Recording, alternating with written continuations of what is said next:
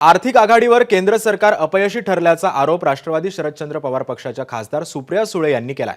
यावर्षी संसदेच्या अर्थसंकल्पीय अधिवेशनामध्ये प्रश्न उपस्थित करणार असल्याचंही त्यांनी सांगितलंय। गेल्या 2.5 वर्षापासून वित्तीय तूट व्यवस्थापनामध्ये अपयश येत असल्याबद्दल आवाज उठवत असल्याचंही त्या म्हणाल्यात। जीएसटी कलेक्शनमध्ये आघाडीवर असलेला महाराष्ट्र ईज ऑफ डुईंग बिझनेसमध्ये ओडिशा, छत्तीसगड यांच्या मागे कसा, असाही सवाल सुप्रिया सुळेंनी उपस्थित केलाय। फिस्कल मॅनेजमेंट ॲक्टमध्ये आपण 3 नंबरवर होतो, ते 6व्या नंबरवर गेलेलो आहोत।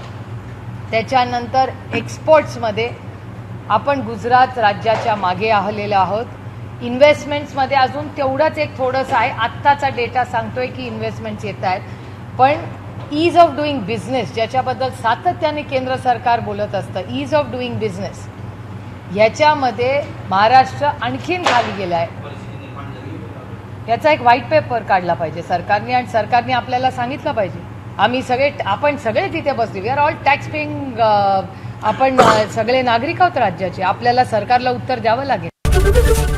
एबीपी माझा, उघडा डोळे बघा नीट।